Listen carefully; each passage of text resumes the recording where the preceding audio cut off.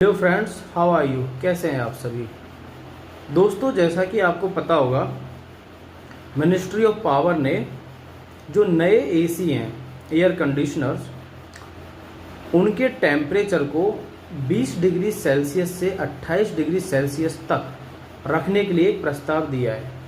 Friends, जो पुराने AC हैं उनमें जो टेम्परेचर की रेंज है वो 16 डिग्री सेल्सियस से 30 डिग्री सेल्सियस तक है। फ्रेंड्स, अब जो ये रेंज है इसको 20 डिग्री सेल्सियस से 28 डिग्री सेल्सियस तक रखने का प्रस्ताव है।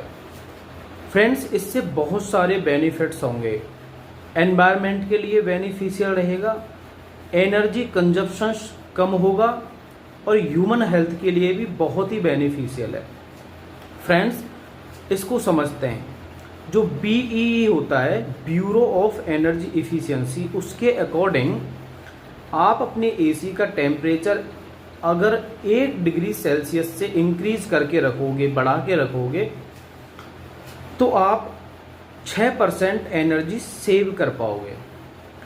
फ्रेंड्स, अगर आप 4 डिग्री सेल्सियस तक अपने एसी का टेम्परेचर बढ़ा के रखोगे तो आप 24% एनर्जी सेव कर पाओगे।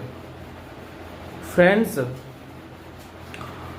हर यूजर्स यदि अपने एसी का टेम्परेचर 24 डिग्री सेल्सियस पर रखता है तो हर साल 20 बिलियन यूनिट एनर्जी हम कंजर्व कर पाएंगे, सेव कर पाएंगे।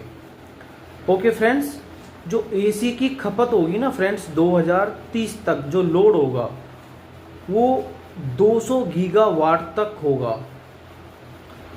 फ्रेंड्स, यूनिवर्सिटी ऑफ कैलिफोर्निया की एक रिपोर्ट है, उसने ये बताया है कि ये जो रेंज है टेम्परेचर की, नई जो रेंज है, इससे हम भारत 2035 तक 60 गीगावाट एनर्जी सेव कर पाएगा और 7.5 लाख करोड़ रुपए जो एनर्जी इंफ्रास्ट्रक्चर पर और ग्रिड पैटर्न पर जो यूज में आएगा वो बचा पाएंगे। फ्रेंड्स, अगर आप अपने एसी का टेम्परेचर लो करके रखते हैं, जैसे 16 डिग्री या 18 डिग्री सेल्सियस, उससे ह्यूमन हेल्थ पर ये प्रभाव पड़ता है कि बीपी, ब्लड प्रेशर ज़्यादा होता है, उससे रेस्पिरेटरी फंक्शंस सही से काम नहीं करता है। और फ्रेंड्स,